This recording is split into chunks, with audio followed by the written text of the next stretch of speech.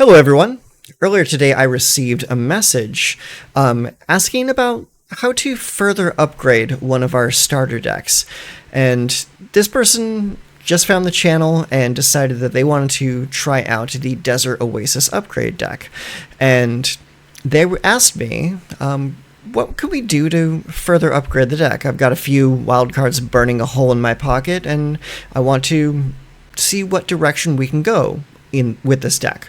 So originally I was going to just private this deck and shoot the link off to the person that asked, but I think that this is a valuable question and some other people might be able to get a little bit of value out of this conversation. So what we're going to do is we're going to take a look at the deck, look over the theme of the deck, and we're going to suggest a few potential further upgrades to make this deck just a little bit more spicy. So let's hop on over to the client and take a look. Okay, so this is the Desert Oasis upgrade. If you remember, we played this deck a few weeks ago, and the theme is Explore. So what happens when you explore? You reveal the top card of your library, and you put that card into your hand if it's a land. Otherwise, you put a +1/+1 counter on the creature that explores, and then you can choose whether or not to put that card on top of your library or into your graveyard. So it's a roundabout way to get extra card selection off the top of your library, or just straight up draw lands, which is pretty awesome. So the way I'm looking at this is utilizing the explore mechanic can give us some different directions to go. So first off, I probably want to invest a little bit heavier in Bristly Bill. I would probably try and add an extra copy of Bristly Bill to the deck, because he's just a really, really good 2-drop. His landfall effect is awesome, and he has an activated ability that would allow you to double the amount of +1/+1 counters on each creature you control. And as the course of this game goes on, you're going to be adding a lot of +1/+1 counters. Now, a way that we can abuse Bristly Bill's landfall effect is by using what are called fetch lands. Let me bring that up for you real quick. So we're going to look for, let's say, what is it? A card called Terrain. It's going to be a land. Okay, so here is an example of what's called a fetch land. So this is called Terramorphic Expanse. What this does is it's a land that does not tap for mana, but you can tap and sacrifice the land to search your library for any basic land card and put it onto the battlefield tapped, and then you shuffle your library. Now, the reason these are called fetch lands is because, well, you go into your deck, you fetch out the land that you need, and you put it into play. Now, why this works really well with Bristly Bill is because it gives you 2 landfall triggers in a turn. So that's 1 landfall trigger for the Terramorphic Expanse, and then another landfall trigger for the land that you decide to go and get. So if we wanted to go the landfall route with this deck, we would definitely want to be run cards like Terramorphic Expanse. But that's just one example. So other than that, if we're going like the more aggressive route, we probably want to go up 1 or even 2 on the Subterranean Schooner. The Schooner is really, really solid because it only requires 1 power to crew, it's 2 mana to play, it's a 3/4, and whenever it attacks, the creature that crewed it explores. So you're not only getting a 3/4 to attack with, but whatever you chose to tap to get it to attack also grows by +1/+1 if they explored a non-land card. So it's a really good way to kind of like snowball your gameplay. Now, aside from that, other things you might want to do is maybe go up 1 on the Sentinel of the Nameless City. Now, Sentinel is just a really damn good card. Only 3 mana for a 3/4 with Vigilance. When it comes into play or attacks, it creates a map token. And the map token can be sacrificed to cause a creature to explore. So again, the explore mechanic is on full display in this deck. Other options you can go with is you could probably go up one on Kellen, because Kellen is just a really solid card. His adventure allows you to investigate, which creates an artifact, and allows you to ramp if you happen to have an additional land in your hand. So that's another option you can go with. And also his creature side, 3/4, flying, vigilance. Whenever Kellen attacks, destroy up to one target artifact. If you controlled that permanent, draw a card. So the way you probably want to play this, if your opponent does not have any artifacts already, well, you attack with Kellen, and then you destroy your clue token, and then you draw a card.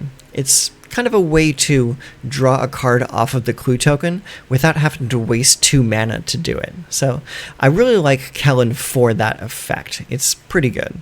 And also, if you happen to be going up against a deck that is heavy on artifacts, well, Kellen's just good, right? Okay, now, aside from that, if you look over here to the right, where you see my mouse hovering right now, this sideboard is not a legal sideboard. I just threw a bunch of cards over here that I thought might be interesting to try out. So let's take a look through them. First up, I'm looking at Paw Patch Recruit. Paw Patch Recruit has been proving to be an absolute thorn in my side when I'm playing decks that have a lot of removal in them, like damage-based removal, because the ability on this card is insane. So it's a 2/1 for only 1 mana with trample, but it has an offspring of 2. So if you play it on turn 3, you get 2 creatures, with both having the same effect. They'll both trample, and this block of text here says, whenever a creature you control becomes the target of a spell or ability an opponent controls, put a +1/+1 counter on target creature you control other than the targeted creature. And since you will likely pay 3 mana to get the offspring, you're going to be getting like double triggers off of Paw Patch Recruit. And also, it's +1/+1 counters, which is what this deck is themed around. Almost everything in the deck deals in +1/+1 counters in one way or another. So Paw Patch Recruit would be a great 1 to 3 drop in this deck. You might even replace the C-Note Scout. Past that, we have Hunter's Talent. I'm looking at Hunter's Talent because of its primary effect. When it comes into play, you can have a creature you control deal damage equal to its power to a creature you don't control. So it's a strike card. So if you need more interaction, maybe consider running Hunter's Talent. And also the level 2 is whenever you attack, target attacking creature gets +1/+0 and trample until end of turn. So that would be good if your opponent has some little spud chump blockers in your way and you just want to push through some trample damage. Pretty strong. And then the level 3 is at the beginning of your end step, if you control a creature with power 4 or greater, draw a card. And that's very likely going to happen with all of the +1/+1 counters that are going around in this deck. Next up, we have Innkeeper's Talent. Now, this is probably a card you've seen a lot of already because of the green and black Innkeeper's Talent / Vraska deck. This card's just really good, and it fits the theme of our deck being +1/+1 counters. So, pay 1 and a green when it comes in. At the beginning of combat in your turn, put a +1/+1 counter on target creature you control. You don't have to pay any more mana to make that happen. However, if you pay the 1 green to get it to level 2, permanents you control with counters on them have Ward 1. That's going to make it that much more difficult for your opponent to remove your creatures with spot removal. Really, really strong. And then the level 3 is if you would put 1 or more counters on a permanent or player, put twice that many of each of those kinds of counters on that permanent or player instead. So really, really solid for a deck that cares about +1 counters. Next up, we have the Bristlebud Farmer. Now, this is a mythic rare, so if you've got the mythics to spend on this, great, cool. Because this is a good card.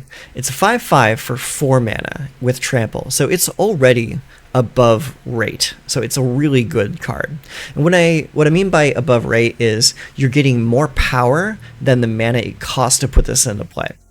When Bristlebud Farmer enters, create 2 food tokens. So already you're getting 3 permanents for only 4 mana. When Bristlebud Farmer attacks, you may sacrifice a food. If you do, mill 3 cards. You may put a permanent card from among them into your hand. So with this line of text here, it reminds you of another card that's already in the deck, Kellen. When Kellen attacks, you can destroy an artifact. If you control the artifact, you draw a card. So he'll be likely destroying his clue tokens or map tokens. Bristlebud Farmer wants you to sacrifice food tokens. So both of those kind of fit like the same mode there. So depending on your playstyle and which you prefer, you can run either Kellen or Bristlebud Farmer, or potentially both. Both are really good cards. Next up is the Railway Brawler. Now, I recommend this one because it has plot of 4 mana. So you can plot this on turn 4, and then on turn 5, you can play it for free and still keep a bunch of mana open for interaction, counter spells, fight cards, things like that. So again, this is a 5/5 with reach and trample at 5 mana. Pretty good rate there.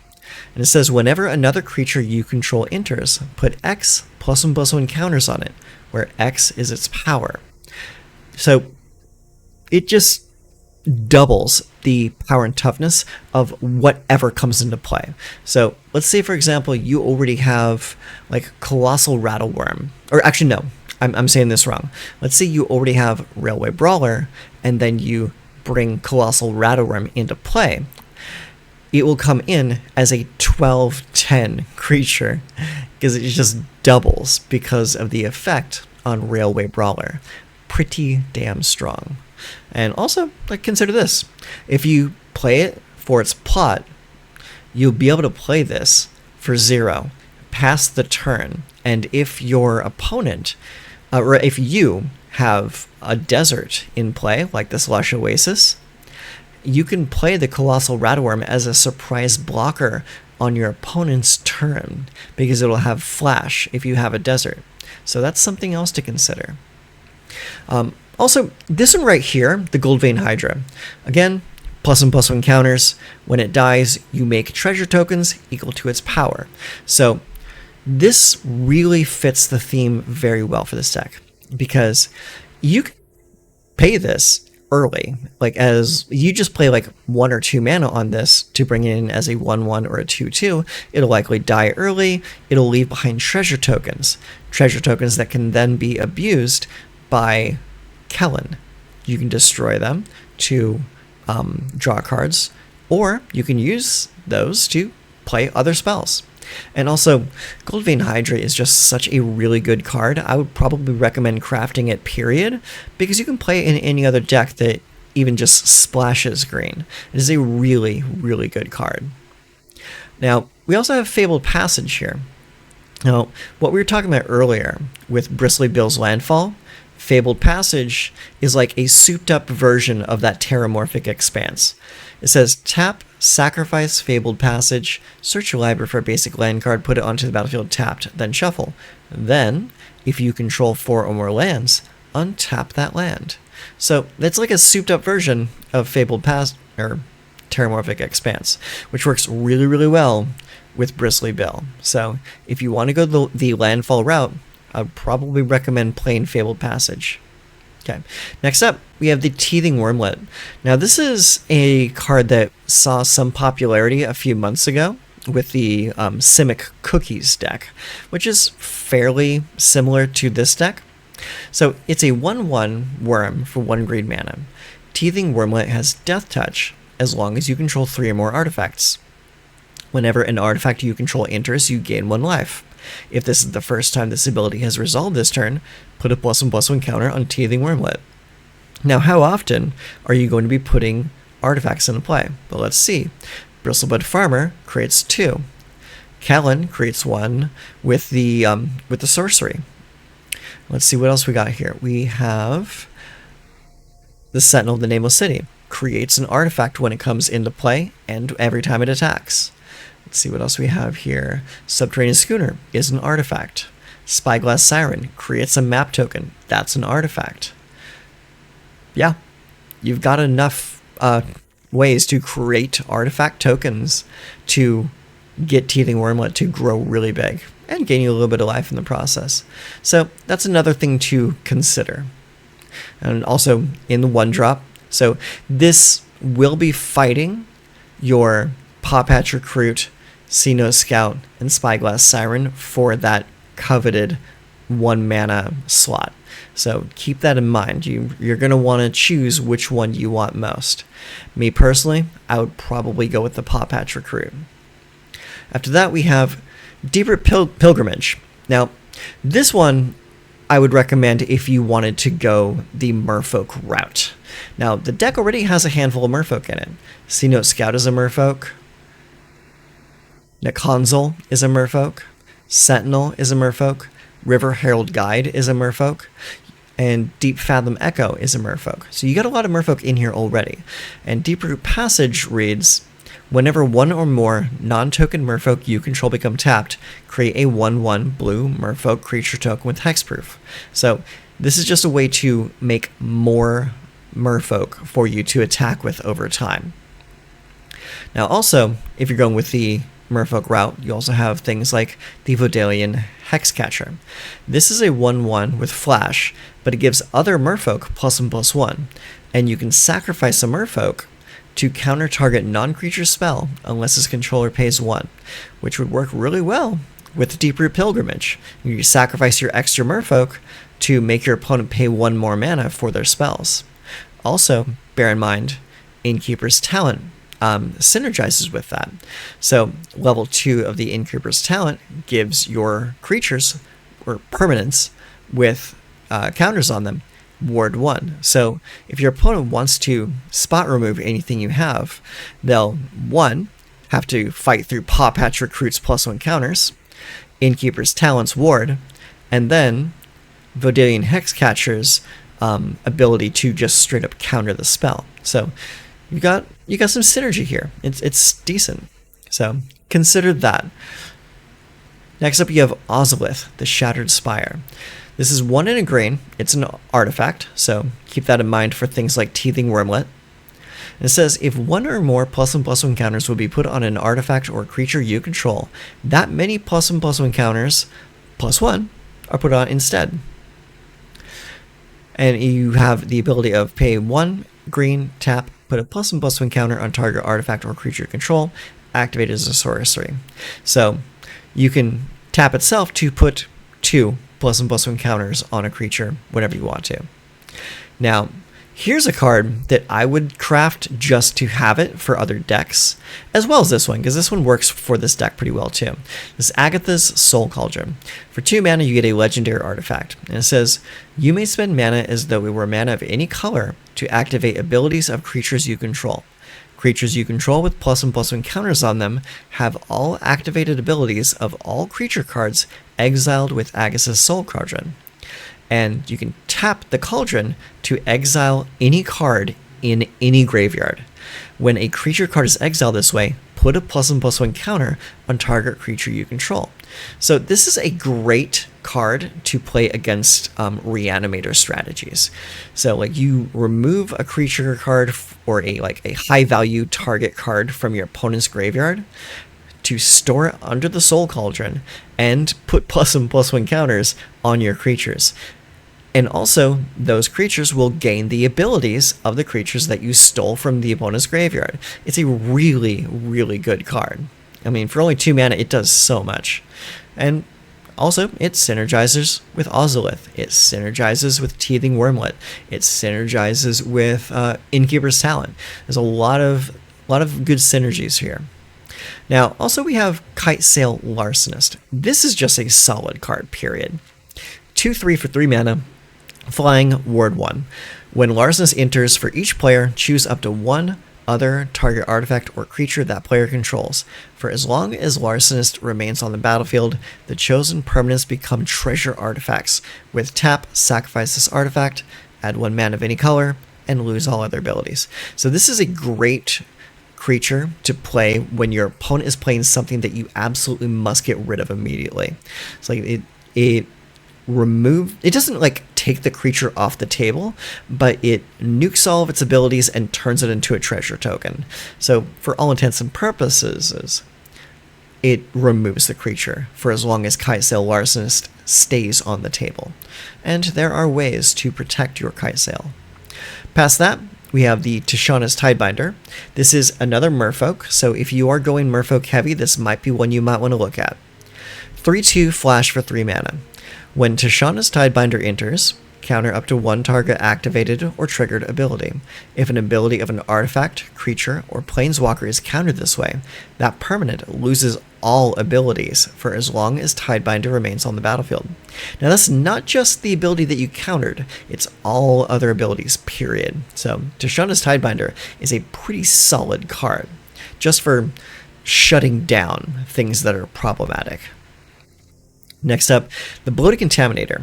Now, this is a poison card, but this is a card that I would probably recommend just for its proliferate ability. So, it's a 4/4 with Trample and Toxic 1 for only 3 mana. So, just like the Bristlebud Farmer, this is a card that is above rate. So, it's a 4/4 for 3. That's pretty good. Whenever Bloated Contaminator deals combat damage to a player, proliferate. And what proliferate does is it puts an additional counter of any type that you happen to have on permanents or players already. So that's poison counters, that's +1/+1 counters, that's any kind of counter that's on a card already. You can choose how many you want to increase by 1. So Bloated Contaminator would be a card that I would run in here just for the proliferate. That's it. And then last we have the Restless Vinestalk. I think that this is a fantastic card to craft because it's a land that you can transform into a creature. It unfortunately comes into play tapped, but all of the man lands do that. And you can tap this for either one of your colors, which is great. So if you draw this turn 1, probably a good thing to play on turn 1. And you can pay 5 mana, and until in a turn, it becomes a 5/5 green and blue plant creature with trample. It's still land. Whenever Restless Vinestalk attacks, up to 1 other target creature has base power and toughness 3/3 until end of turn. So you can attack with this and change one of like the really big creatures into just a 3/3 so that the Vinestalk can just trample over it if they choose to block. So those are just a few upgrade opportunities that you could have with this deck. And again, it's all up to you how you decide which direction to take it. You could go the Merfolk route, or you could go with the Innkeeper's Talent, Railway Brawler, like Teething Wormlet, like the +1 counters route.